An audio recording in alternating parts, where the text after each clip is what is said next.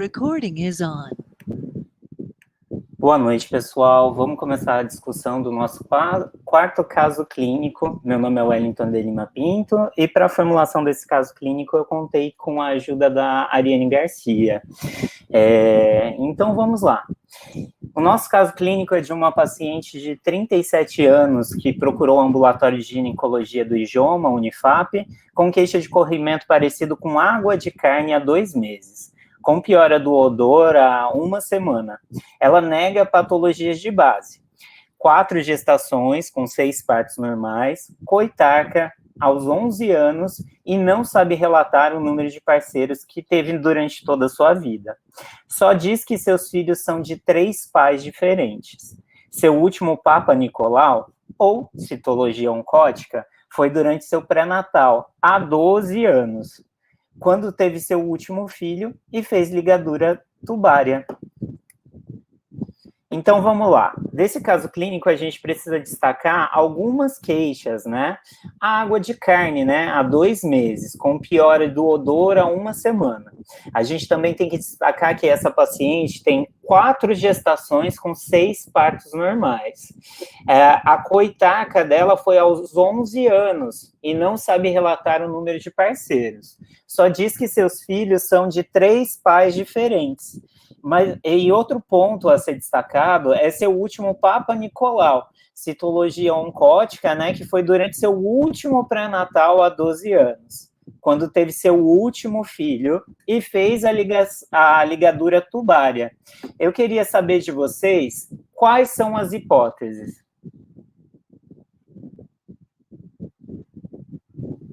Pessoal, um de cada vez. Liguem o microfone, porque eu não tenho acesso ao chat. Parece um caso aí, né, de uma hipótese, né, de câncer de colo de útero, seria uma possibilidade, né, já que ela tá com o Papa Nicolau atrasada há tanto tempo. E essa água de carne, né, pelo que eu me lembro, também é bem característica aí de uma lesão no colo do útero. Alguém tem alguma hipótese diferente? Muito bem, Clara. Não, pensei na mesma coisa. Então, vamos lá. Os hábitos dessa paciente, ela nega tabagismo, etilismo, uso atual de fármacos. Para essa hipótese diagnóstica que vocês elencaram, realmente nenhum desses itens de hábitos de vida acabam implicando no câncer de colo de útero. Ao exame físico dessa paciente, ela foi examinada por um de nós, acompanhado e supervisionado por um médico ginecologista, né? A ausculta cardíaca e pulmonar sem alterações, a paciente estava normotensa, com pulso de 80, descorada, com 2 cruzes de 4, sem outras alterações. O que mais realizar de específico nessa consulta ginecológica? Pessoal que já passou pelo módulo de ginecologia, vocês sabem indicar o que mais esse acadêmico precisa fazer nessa paciente?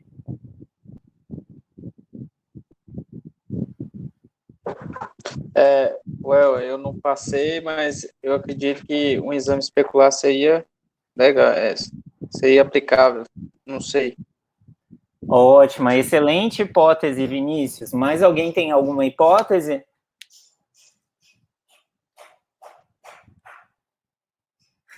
Tudo bem, gente.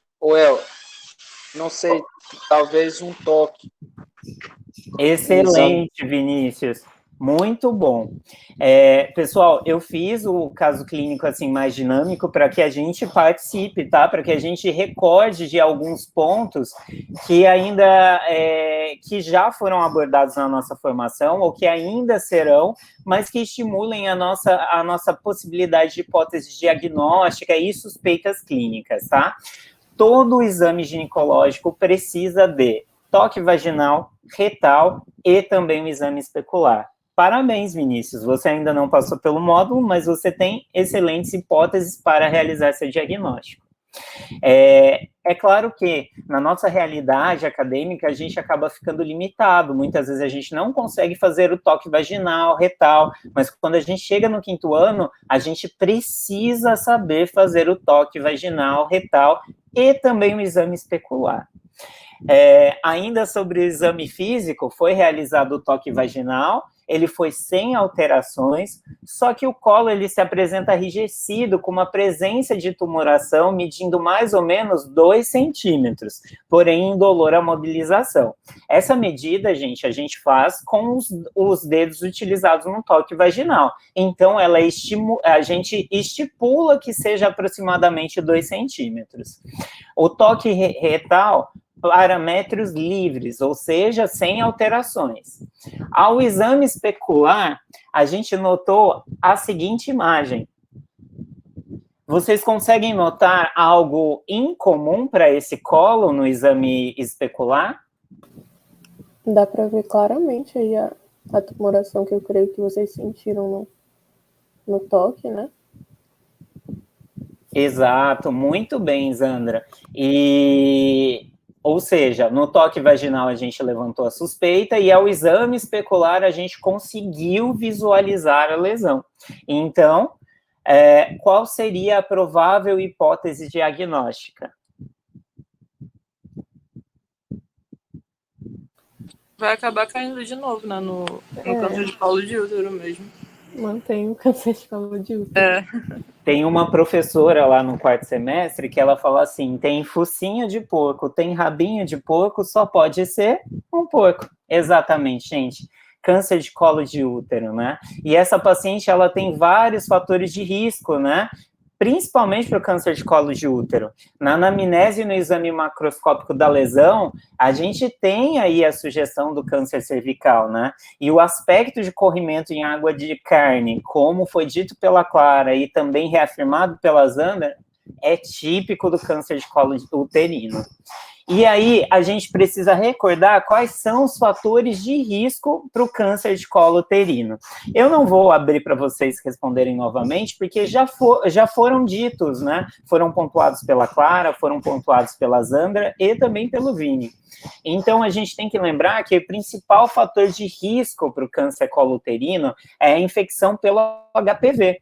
A gente tem que lembrar aí que a partir dos anos 2005, mais ou menos, o Brasil começou a vacinar toda a população que ainda não era sexualmente ativa, né? Primeiro as meninas, depois os meninos, contra o HPV. A nossa paciente, ela tem aí 37 anos, provavelmente ela não tem a vacina do HPV, né? Então, isso já aumenta a hipótese do câncer de colo de útero, né? Ela teve uma coitarca muito precoce, aos 11 anos, e isso é um dos fatores que aumentam as chances do CA de colo uterino. A gente tem que lembrar que também é um câncer ligado ao baixo nível socioeconômico, pacientes que têm multiparidade, né, também acabam tendo um risco aumentado, sem contar ainda dos múltiplos parceiros sexuais. E a paciente, ela não consegue nem pontuar quantos parceiros foram. É muito importante nesse ponto que você questione a paciente, mas não expresse nenhuma reação, porque é algo íntimo dela, e naquele momento você é um médico, é um agente de confiança. Mas isso é só uma dica mesmo para a prática, porque quando a gente roda na ginecologia, né, no ambulatório de gineco, a gente tem que demonstrar confiança e respeito pela história do paciente. A gente tem que lembrar que pacientes imunocomprometidos também têm um risco maior para câncer de colo uterino. E o uso de anticoncepcional, ele é tido como um fator de risco indireto. E qual seria a conduta para esse paciente? Alguém arrisca? Primeiro teria que ser feito o estadiamento, né, certinho, para daí definir o tratamento em si. Mas eu acho que tem que ser feita uma biópsia da lesão. Isso. E fazer uns exames de imagem, né? Para ver possível metástase e até na própria pelve, né? Como está o crescimento, fora o que o médico consegue ver pelo exame especular ali. Excelente, gente. A primeira coisa que a gente precisa fazer é a colposcopia com biópsia imediatamente.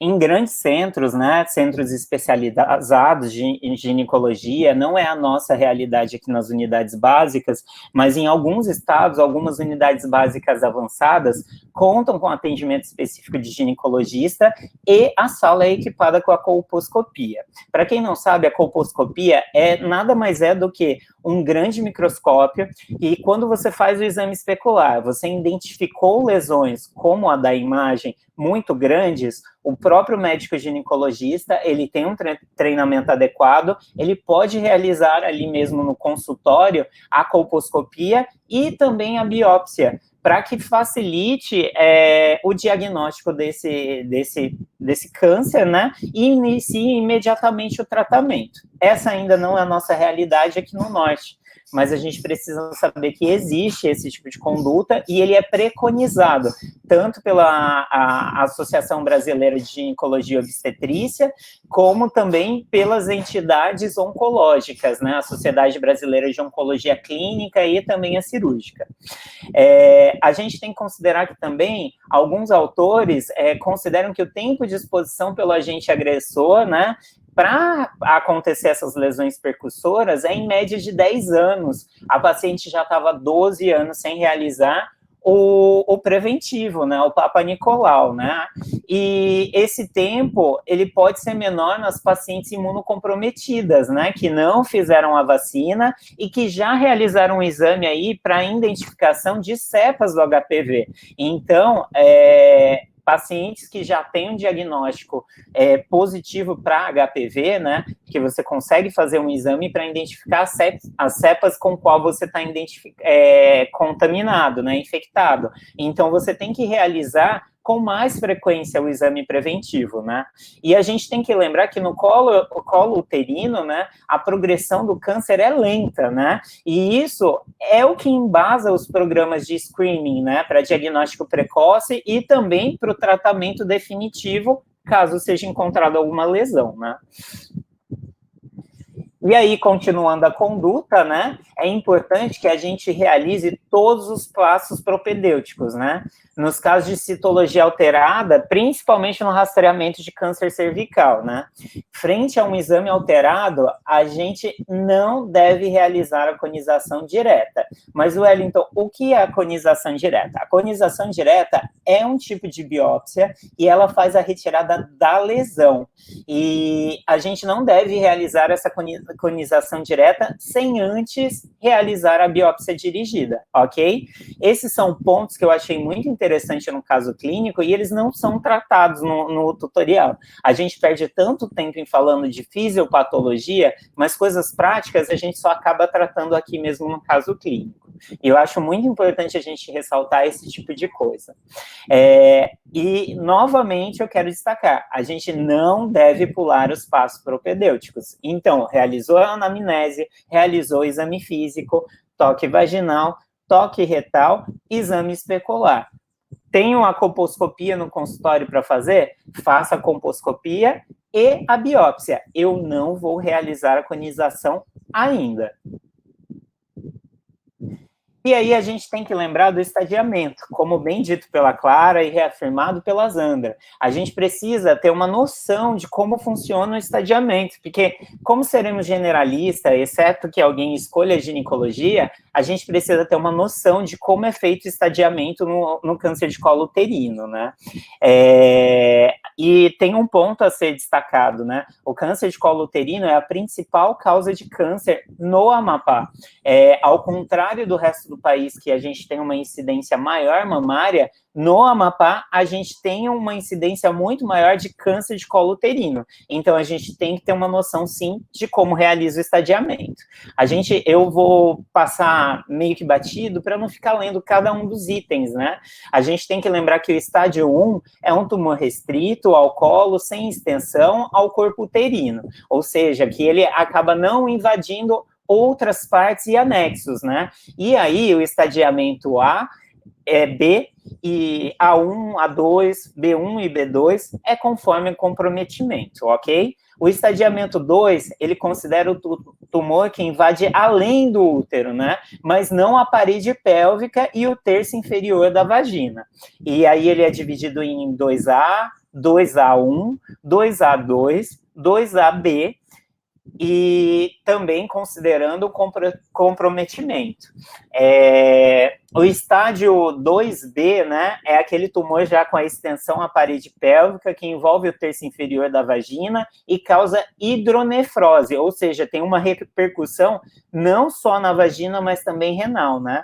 E a gente tem que considerar também se tem um rim não funcionante, né? E ele também vai aumentando a complicação à medida que você realiza o estadiamento. E o último estadiamento, e o mais complicado, né? O que o câncer de colo uterino está mais avançado, é o estádio 4, em que a gente tem uma extensão para além da pelve verdadeira ou invasão confirmada por biópsia da mucosa da bexiga ou reto, edema bolhoso vesical, não é suficiente para classificar o estadiamento 4. Esse é um ponto muito importante para destacar, né? E aí, as complicações dizem invasão a órgãos adjacentes, né, que a gente considera a bexiga e também o reto, e a metástase à distância, que já foi até suscitado pela Clara como uma forma para a gente fazer a conduta dessa paciente. Então, eu quero que vocês deem uma olhada geral, porque a gente vai estadiar essa paciente. Certo. Como generalista, a gente precisa encaminhar essa paciente para o ginecologista. Mas, Wellington, por que você destacou a questão do estadiamento? Por que não fazer um encaminhamento colocando a hipótese, principalmente com estadiamento tal e uma interrogação, porque você não tem certeza, mas você suspeita. Tem que lembrar que quando for encaminhar para ginecologista, ou para o ginecologista, ou oncologista clínico, a gente tem aí que também já ter solicitado a biópsia e também a colposcopia, ok? E aí, quais seriam os exames que a gente poderia solicitar como complementares, né? Obviamente que a nossa rotina na unidade básica de saúde acaba passando batido, mas a gente precisa ter uma noção, tá? O exame físico ginecológico completo, que a gente já realizou, por isso ele está em negrito, né? É muito importante que a gente solicite uma urografia excretora dessa paciente, o raio-x de tórax, né, para a gente ver se tem comprometimento de outros órgãos-alvos, né, um enema bariátrico para dispensar provável metástase anal, né, citoscopia, né, em que a gente faz a retirada do cisto, que é bem visível ali, e pode realizar a dele, né, a gente pode pedir a retossigmoidoscopia, né? Só que aí, tanto a cisto quanto a reto, elas acabam sendo uma conduta mais do ginecologista ou do oncologista clínico, ok? E aí, o último passo seria a conização. Exceto nesses lugares que tem o aparato para realizar a conização no ambulatório, a gente não realiza ela, ok? Aí a gente precisa lembrar que existem outros estudos de imagem opcionais, mas ela não é preconizada pela Abrasco, né, pelo alto custo, né, e a gente pode realizar o estadiamento com esses exames que eu já destaquei, mas a gente tem que lembrar da TC, da RNM, da PET scan, que também pode ser realizados para um planejamento terapêutico. Então, considerando os dados que a gente tem, alguém arrisca um estadiamento? Eu não vou cobrar isso de vocês, porque eu passei muito batido, né? Eu não sei como é que tá o exame de imagem, essas coisas, se tem outras alterações, né? Mas pelo que tá lá da lesão que a gente viu, eu coloco ela no estadiamento 1, só que não para um que tá mais para frente, não dos primeiros. Deixa eu ver. Eu colocaria ou um B ou um B1. Muito bem, Zandra. E aqui eu vou destacar uma coisa que, durante o tutorial de colo de útero, que a gente vê no 205, eu acho que é o 5º tutorial, a gente não estudou mais a fundo, e nem no módulo 204, pelo menos os tutoriais que eu participei, não. Existe um estadiamento clínico e um estadiamento patológico. Então, o estadiamento clínico seria o 1B1, que é um tumor clinicamente visível, menor do que 4 centímetros, em seu maior diâmetro. Então, a Zandra está correta. Só que aí, eu realizei a biópsia, né? Submeti essa paciente à conização e agora eu tenho o resultado do exame.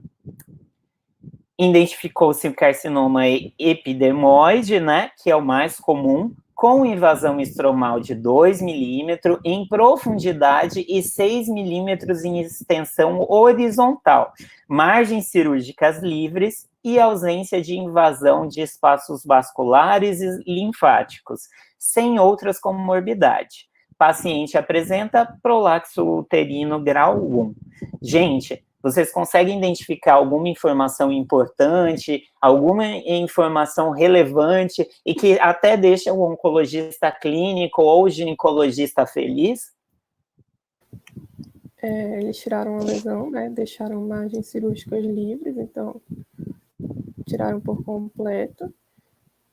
Não tem invasão nem vascular nem linfática. E essa questão aí da invasão estromal também é importante para o segmento dela, porque se ela tivesse uma invasão estromal maior, ela teria que já fazer aí, provavelmente um tratamento adjuvante, né? Mas como é só 2 milímetros e as margens estão livres, né? Ela provavelmente vai fazer só o segmento normal mesmo. Acho que não vai precisar de adjuvância. Exato, gente. Vocês conseguiram chegar no raciocínio que eu queria estimular em vocês. O que acontece? Clinicamente, a gente fez um estadiamento, mas com a biópsia, a gente consegue alterar o estadiamento. E isso era uma coisa que eu nunca ouvi falar, mas existe o estadiamento clínico, em que a gente realiza a biópsia para saber se ele se confirma ou não, e o estadiamento patológico. Ou seja, a paciente, apesar de clinicamente estar caracterizada 1B1, patologicamente ela está caracterizada 1A1. Aí eu pergunto para vocês, quando vocês passaram nesse tutorial de câncer de colo uterino ou mesmo no módulo 204, alguém explicou para vocês que existem 2 tipos de estadiamento e que o estadiamento pode aumentar ou diminuir? Mano, no meu tutorial a gente falou sobre isso, mas eu acho que varia de grupo para grupo, né? Muito legal. Isso era uma informação que eu não tinha clara. Então, aqui a gente consegue determinar, né? A conização... Oi? Eu estava tentando falar, que eu não sei se está dando certo ou não, que eu não uso essa plataforma para falar. Deu certo, amigo. Estou te ouvindo. A gente viu isso daí no nosso, não sei se estava com claro ou não, mas eu lembro que a gente viu, e tinha também a definição na época de que se o estadiamento mudasse, para o médico não alterar o estadiamento, porque isso poderia trazer uma falsa impressão do tratamento ser mais efetivo do que ele realmente é. Então, o estadiamento inicial deveria ser mantido. Mas eu não sei se nesse caso é a mesma coisa. Exatamente, isso é um ponto importante a se destacar, né? Porque uma vez que você realizou o estadiamento clínico, a estratégia terapêutica vai ser diferente. Mas você tem que considerar os efeitos na paciente. Eu mantive o estadiamento inicial, porque, querendo ou não, ela tinha um tumor clinicamente visível menor do que 4 centímetros, ok? Então, nesse caso, a conização é necessária, né? Principalmente para que a gente realize o diagnóstico, né? Que estaria aí entre o 1A1 e 1A2, tendo em vista a divergência no tratamento e a probabilidade de disseminação linfonodal, que foi até algo que a Clara trouxe, que é mais do que correto, né? Verificar se houve aí metástase à distância, né? E comprometimento de outras estruturas, né? E a gente precisa considerar as informações da biópsia, né? A gente tem margens cirúrgicas livres, ausência de invasão de espaços vasculares e também linfáticos. Qual que foi a estratégia que a gente resolveu adotar? A histerectomia ou a radioterapia. Aí o médico, né, o profissional, vai determinar junto da paciente qual seria a melhor estratégia. Mas por que, Wellington?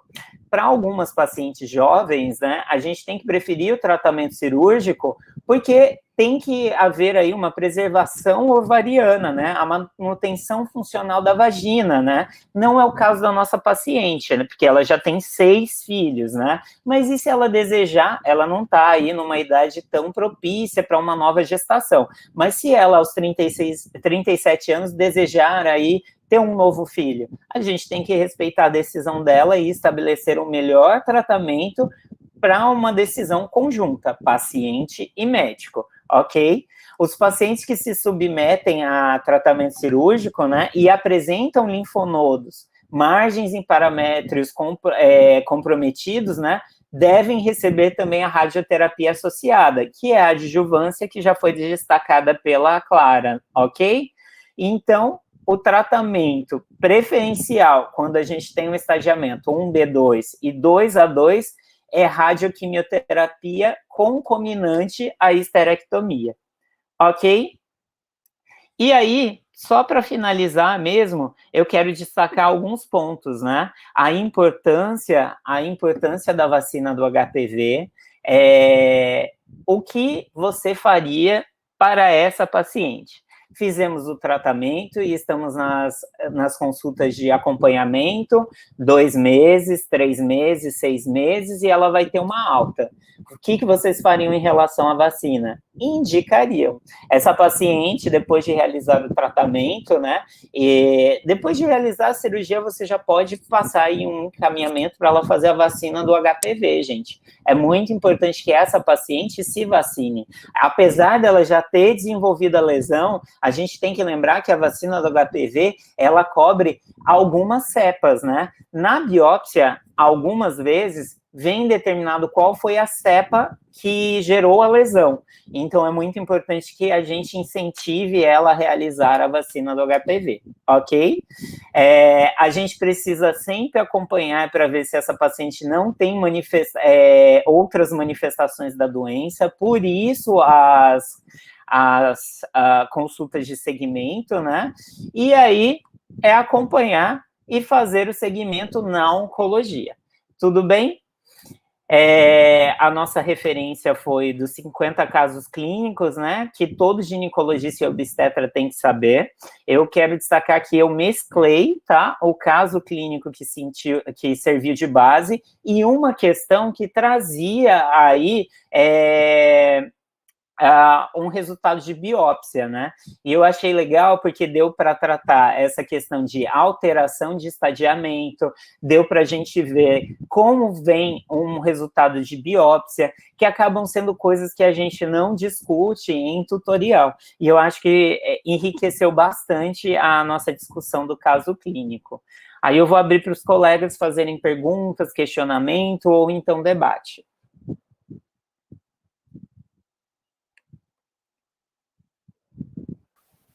Eu achei ótimo.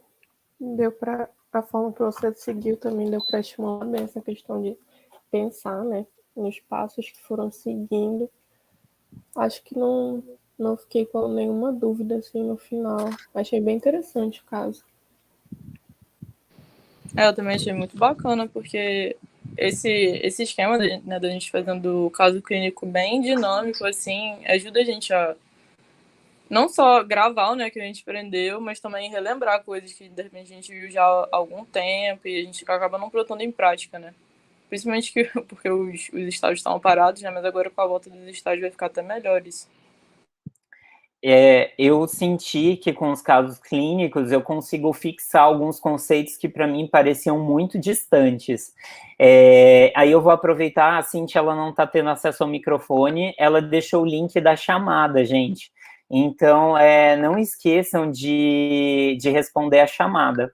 Eu agradeço a atenção a todos, eu espero que vocês tenham gostado. Se sentirem necessidade, eu posso fornecer esse livro para vocês, e eu virei o rei dos casos clínicos. Eu estou estudando anatomia por casos clínicos, eu estou estudando clínica médica por casos clínicos e também oncologia. Muito obrigado, gente. Boa noite. Muito obrigada, amigo. Foi muito bom, de verdade. Muito, muito obrigada. Muito bom o caso.